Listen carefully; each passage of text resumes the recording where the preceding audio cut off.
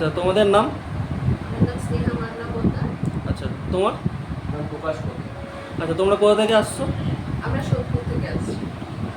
আচ্ছা, তোমরা এই এসডব্লিউ যে কম্পিউটার এডুকেশন সেন্টারের মানে অ্যাড্রেসটা অ্যাকচুয়ালি কোথা থেকে পেলে, মানে তোমরা জানলে কী করে, রেফারেন্সটা কোথা থেকে পেলে? আমরা অ্যাকচুয়ালি গুগল রিভিউ দেখেই এসেছিলাম। তো আমাদের মানে ইচ্ছা ছিল যে অ্যাডভান্স এক্সেলটা কোর্সটা করার। তো আমরা দেখছিলাম নিয়ারেস্ট মানে আমাদের লোকেশনের মধ্যে কোথায় লোকেশনের আছে? মধ্যে কোনটা আছে।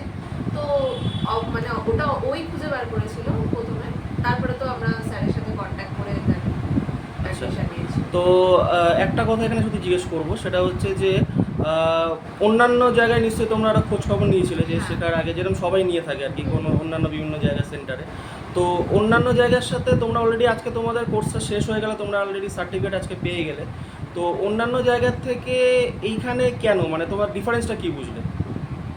ডিফারেন্স যেটা এর আগেও আমরা আদার্স যেগুলো কোর্স হয় এক্সেল অ্যান্ড পাওয়ার পয়েন্ট এগুলোর উপরে যেখান থেকে কোর্স করেছিলাম, সেই সব ইনস্টিটিউটগুলোর থেকে এখানে বেস্ট কেন হলো, সব থেকে যেটা দুজনের বা একজনের বেশি করানো হয় না, সেটা সব থেকে ভালো লেগেছিল।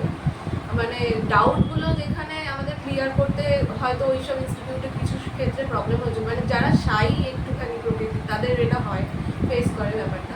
তো এটা আমাদের ক্ষেত্রে একদমই হয়নি এখানে, মানে ভীষণ ইজিলি মনে হয়েছে যেমন প্রাইভেট টিউটার থাকলে বাড়িতে যেভাবে ফিলটা হয় একদম সেইভাবে একদম দাদার কাছে ক্লিয়ার করতে পেরেছি। আর সব থেকে বড় কথা হচ্ছে একটা টপিক একবার দেখিয়ে দিল বা বুঝিয়ে দিল দেন ওটাই ওই চ্যাপ্টারটা ক্লোজ, সেরকম নয়। বাড়িতে গিয়ে হয়তো দেখা গেছে একটা টপিক করেছে 3 মাস আগে বা 2 মাস আগে, সেটা গিয়ে আমি দাদার কাছে যখন আবার ওই প্রবলেমটা নিয়ে এসেছি যে বুঝতে পারছি না একদম আমার ভুলে গেছি প্র্যাকটিস করতে গিয়ে, সেক্ষেত্রেও দেখেছি দাদা কোনো রকম মানে রাগ বা ইরিটেশন কিছু ফিল হয়নি, বলে দিয়েছে প্রত্যেকবারই। এটা খুব হেল্পফুল, মানে এই জিনিসটা সত্যি কোথাও পাইনি। হ্যাঁ।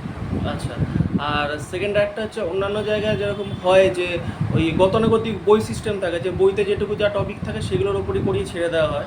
তো এখানে কি সেরকম ধরনের কোনো সিস্টেম আছে নাকি একদম প্র্যাকটিক্যাল লাইভ কাজ করানো হয়, মানে লাইভ যেরকম? প্র্যাকটিক্যাল লাইফ একদমই লাইভ সেটা। আর সব থেকে মানে ওরকম নয় যে একটা সিলেবাস দিয়ে দিল দেন এটা থেকে এটার মধ্যেই কমপ্লিট করাবো, সেরকম নয়।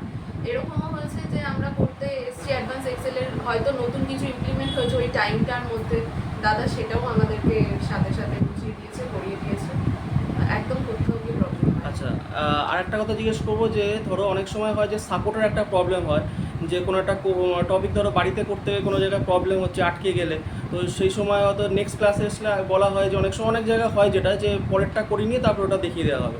তো সাপোর্টের দিক থেকে কি কোনো প্রবলেম হয়েছে, বা কোনো জায়গায় বুঝতে অসুবিধা হলে সেটাকে ক্লিয়ার করে দেওয়ার ক্ষেত্রে কি কোনো প্রবলেম হয়েছে? না, সাপোর্টের